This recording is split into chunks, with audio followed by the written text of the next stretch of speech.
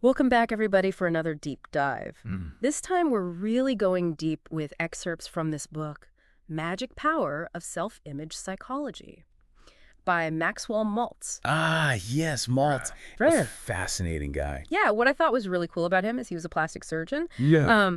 But he discovered some pretty interesting links between, physical transformation and mental transformation. Mhm. And so we're going to try to extract some practical techniques from his work for improving our listeners' self-image and ultimately, leading happier and more successful lives. It's interesting. He started with the physical, Yeah. and he actually kind of had an epiphany Okay. where he realized that simply changing someone's appearance didn't necessarily equate to happiness. Yeah, it's like he's in the operating room, Yeah. right? And he's expecting these dramatic before and afters and just pure joy, but Yeah. it wasn't always the case. Yeah, exactly. And so that's what led him to explore this concept of self-image, which is essentially your own conception of who you are. It's like a mental blueprint Yeah. that's shaped by all of your past experiences, successes, failures, the way other people see you, everything. So we're not talking about arrogance or ego here, right? This is more about that sort of deep-rooted Right. internal Exactly. image you have of yourself. Yeah. Yeah. And here's the thing, this self-image, it's not just a passive reflection, right? Mm. It actually influences Yeah. your actions, your emotions, the way you interact with the world. Okay. So even when you consciously try to act differently, Mhm. your self-image might be pulling you back into those old familiar patterns. A little bit of a wake-up call. Yeah. It's almost like you're battling against yourself Yeah. if you have a negative self-image. It can be. It can be. But he doesn't just leave us hanging with this sort of discouraging realization. Right. He offers these practical techniques for improving self-image. And one that really stood out to me is this power of acting as if. Yeah. He has this really interesting approach where he says, if you want more confidence, Yeah. start acting as if you already have it. Yeah. Stand tall, make eye contact, speak your mind. By doing those things, by behaving confidently, those feelings will start to follow. Oh, It's almost like fake it till you make it, but there's a psychological basis for it. I like that. It's really empowering. Yeah. You don't have to wait for, some external validation or to feel differently. You can just initiate the change through action. Absolutely, yeah. He actually provides in the book 7 different practice exercises He does, yeah. to help you leverage this as if principle. Okay. I'm not going to list them all out here, Yeah. but the idea is that you repeatedly act in a way that aligns with the qualities that you want to embody. Right. So by doing that, by consistently behaving in this new way, you start to actually shift your internal beliefs about yourself. That's the idea, yeah. It's really about, taking control of your inner world rather than letting external circumstances dictate it. Yeah, and that kind of leads us to the next point, which is imagination. Really? I feel like we often think of imagination as this playful, whimsical thing, Yeah. but Maltz really presents it as a tool with 2 sides. Right. And he really distinguishes between worry, which he sees as the negative use of imagination, and its power for positive change. I can already see how those are connected. Right. If you're constantly imagining the worst case scenario, you're using your imagination against yourself, basically. Exactly. So what about using it positively? What's an example? So he gives this great example of someone who's going to ask for a raise, and they visualize the successful outcome. Mm-hmm. So they imagine themselves going into their boss's office, feeling confident, hearing their boss say, "You deserve this." They really picture that success. Okay. And that's the difference, right? They're not focusing on all the things that could go wrong. They're focusing on the positive outcome. That seems like a much better use of your time and energy. And he contrasts that, right, with the person who's imagining all the ways it could go wrong. They're stuttering, they're fumbling their words, the boss rejects them. And he says, a lot of times these negative visualizations, this worry, it becomes a self-fulfilling prophecy. That's a great point. So, for our listener, think about how you're using your imagination. Is it spiraling into worry, or are you consciously shifting your focus to something positive and empowering? It's about using your imagination as a tool for growth, Yeah. not letting it sabotage your efforts. Yeah. And speaking of tools for growth, Yeah. he also emphasizes the importance of relaxation Okay. for well-being. And I think this is really relevant today. Oh, yeah. In our busy world, it's so easy to get caught up in the hustle and bustle and feel constantly overwhelmed. Yeah, for sure. And he doesn't just say, relax. He actually offers really practical techniques. Okay. Like what? One that really resonates with me is the idea of letting go of the need to be perfect. He argues that this striving for perfection can be such a huge source of stress and anxiety in our lives. Right, and it feels especially relevant with social media and just the constant bombardment of images of seemingly perfect lives. Yeah, and he says, you know, trying to live up to those unrealistic standards is a recipe for disappointment. You're never going to be perfect. Yeah. You're going to make mistakes, and it's okay. So instead of striving for perfection, what does he suggest? He says, focus on progress over perfection. I like that. That's a good one. It's about celebrating the small wins, acknowledging your effort, and giving yourself grace along the way.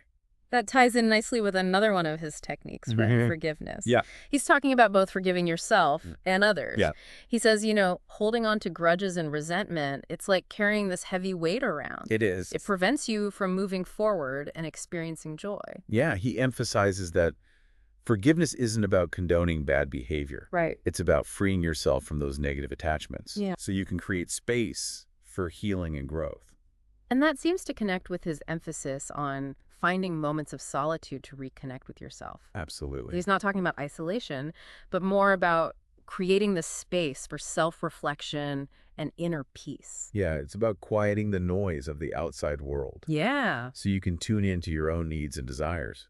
And it seems like all these elements that we've talked about, the self-image, the power of acting as if, the imagination and relaxation, they're kind of like the foundation for building a positive internal environment for growth. It's like laying the groundwork for a more fulfilling life. Yeah, but he doesn't stop there. Right. He actually dives into some really specific habits. He does. That can sabotage your self-image and ultimately your happiness. Yeah, he gets really practical about it. So let's transition there because I'm really curious to hear, what are these specific habits he's talking about and, what are his insights for breaking free from them? Yeah, let's dive into that. Well, he tackles some pretty common ones, excessive drinking, overeating, smoking, overworking, even slovenly dress. Oh, okay, that's an interesting mix. Yeah, you might think, what do these have in common? But Maltz, he saw them all stemming from a negative self-image. And it's not about moralizing, right? It's about understanding the psychology behind these behaviors. So it's less about the specific habits themselves and more about addressing the root cause. Exactly, yeah. Okay, I like that. So for instance, he suggests that, excessive drinking, it could be an attempt to numb emotional pain or escape a reality that someone doesn't want to face. Yeah, like a coping mechanism. Exactly. But not a very healthy one. Right.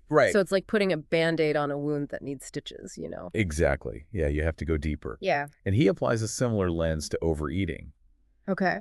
Think of the cycle of dieting and binging that so many people get caught in. Yeah, it's so common. He suggests that overeating could be a way to seek comfort or fill an emotional void. That makes sense. So it's about understanding those deeper needs rather than just focusing on the food itself. Exactly, yeah. What about smoking? He was writing back when smoking was considered, pretty glamorous, wasn't he? He was. Yeah. And he was ahead of his time in recognizing the dangers, both physical and psychological.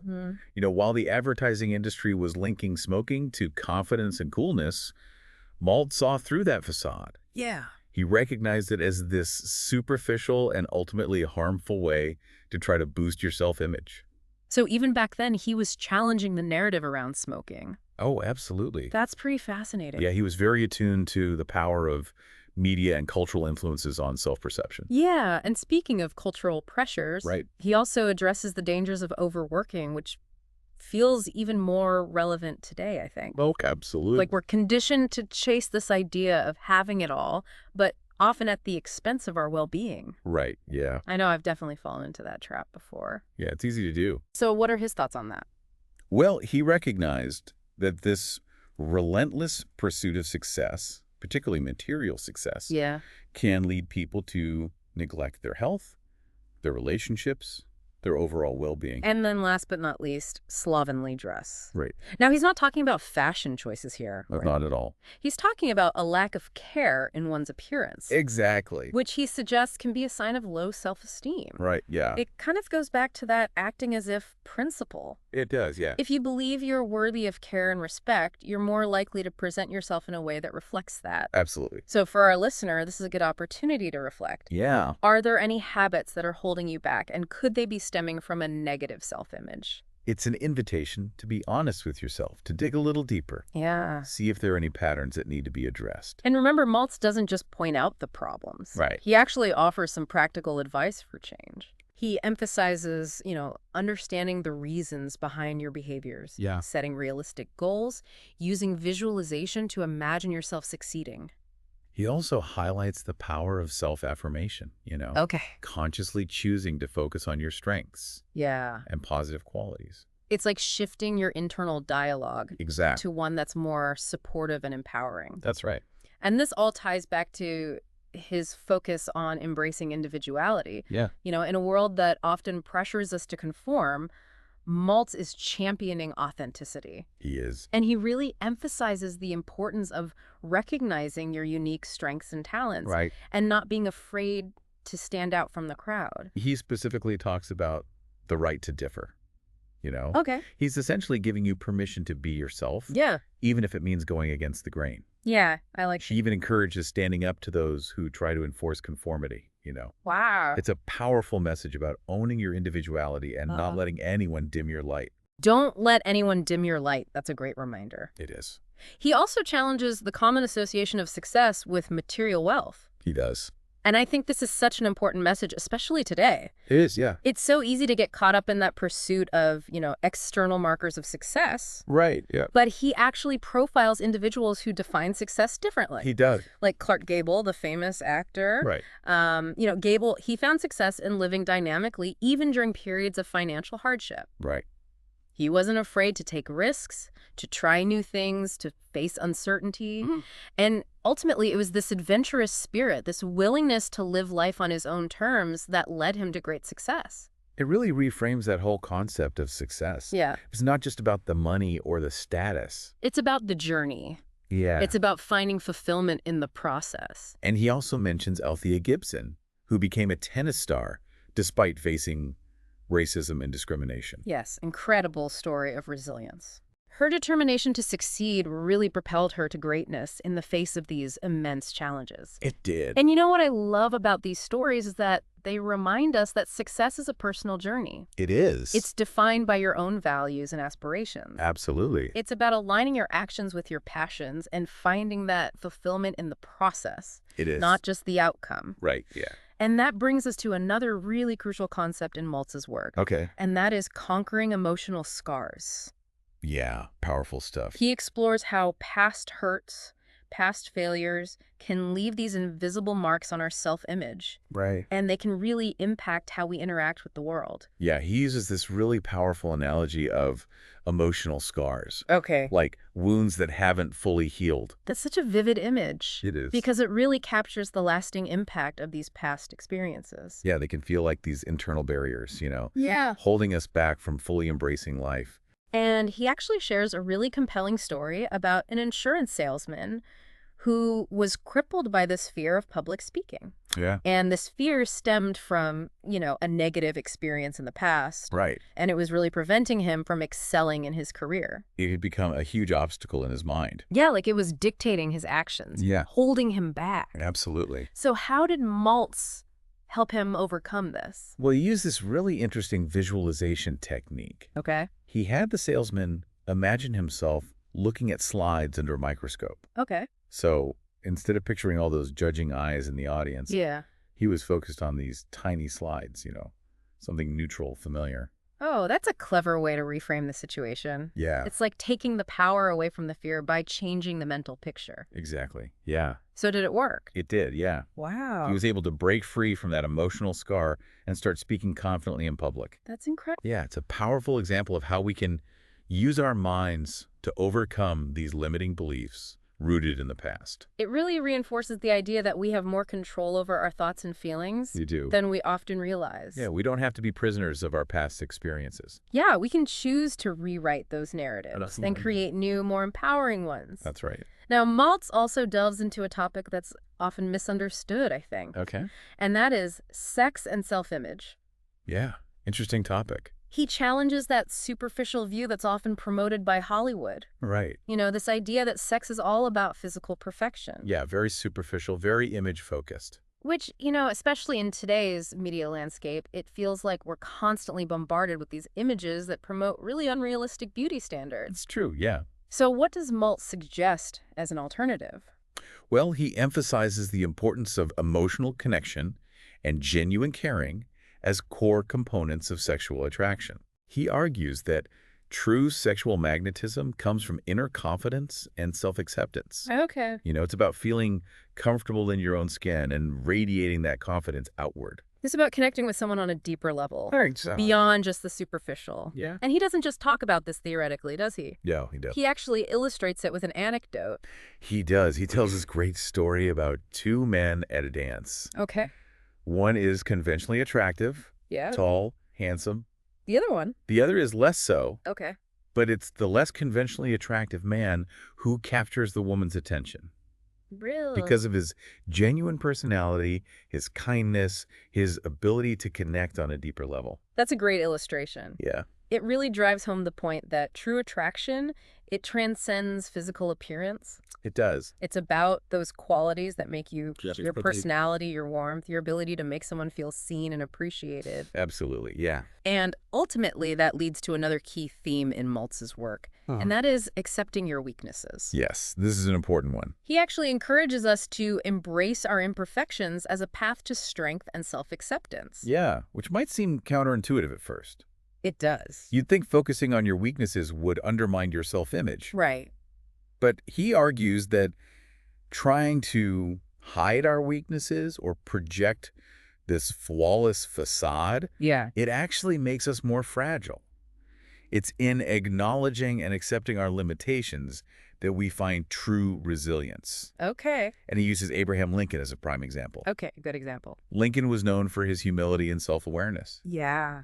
He didn't shy away from his flaws. So he was open about his imperfections. He was. That's a pretty bold approach, especially for someone in a position of leadership. It is, yeah. And what was the outcome of that? Well, it was this ability to embrace his weaknesses Okay. that contributed to his strength as a leader. It allowed him to connect with people on a human level, Yeah. to build trust, to show compassion. So it's a powerful message for our listener, This Eilish. is Be kind to yourself. Don't beat yourself up for your imperfections. right. Accept them, learn from them, and keep moving forward. It's about recognizing that we're all works in progress, Yeah. and that's perfectly okay. It's in that journey of self-discovery and growth that we find true meaning and fulfillment. You know, we've covered so much in this deep dive into Maltz's book, Magic Power of Self-Image Psychology, We have. from the power of acting as if Yeah. to conquering these emotional scars. Right. And it's amazing to me how these seemingly separate ideas Yeah. all connect back to that core concept of self-image. They do, yeah. It really speaks to the interconnectedness of our inner and outer worlds. Yes. Maltz highlights how our thoughts and beliefs about ourselves, they have this ripple effect, influencing our actions, emotions, and ultimately our experiences in the world. So for our listener, what are some key takeaways? How can they actually take all this information and apply it to their own lives? Because it's one thing to, understand it, Right. but it's another thing to actually put it into practice. Absolutely, yeah. Well, I think one of the most practical and empowering takeaways that we discussed is the power of acting as if. Yeah. Remember, you don't have to wait to feel confident or successful before you start behaving that way. Mm-hmm. It's about consistently acting in alignment with those qualities you desire. It's like you're taking control of the narrative. You are. Rewriting the script. Yeah. And you're not defined by, your current circumstances. Okay. You choose to shape them through your actions. Exactly, yeah. That's so empowering. It is, it is. And another key takeaway is the importance of cultivating a positive self-image. Absolutely. And that doesn't mean, being delusional or arrogant. Right. It's about, choosing to focus on your strengths, Right. celebrating your accomplishments, Yeah. treating yourself with kindness and compassion. And that includes forgiving yourself for your mistakes. Yeah. Letting go of past hurts. Embracing those imperfections we talked about. Yeah, remembering we're all works in progress. Exactly. Which is perfectly okay. It is, yeah. And, Maltz offers these really practical techniques for overcoming those limiting habits and emotional scars that can sometimes hold us back. Right. He encourages us to use visualization, self-affirmation, and even those relaxation techniques that we discuss. Right. To reprogram our minds for success and happiness. So for the listener out there who might be feeling stuck or battling self-doubt or Yeah. struggling with those negative patterns, Yeah, Maltz's work offers this roadmap for change. it does. And it's a reminder that we have more power than we might realize to shape our own reality. We do. The key is to become aware of your self-image, challenge those limiting beliefs, and consciously cultivate a more positive and empowering outlook. It's about taking ownership of your inner world Yeah. and understanding that it has a profound impact on your outer world. And that leads us to a final thought-provoking question for you to consider. Okay, hit me. What truth about yourself are you ready to rewrite? I love that question. It really invites us to reflect on everything we've talked about in this deep dive. Yeah. Identify any aspects of our self-image that might be holding us back. It's about those stories we tell ourselves Yeah. that no longer serve us. So once you identify those limiting beliefs, Right. you can start to challenge them, Right. replace them with more positive and empowering truths. It's an ongoing journey, Yeah. but it can lead to a more fulfilling life. So we encourage you to continue exploring your own self-image journey. Absolutely. You have the power to create the life you desire. You do. Thanks for joining us on this deep dive. Thanks, everyone.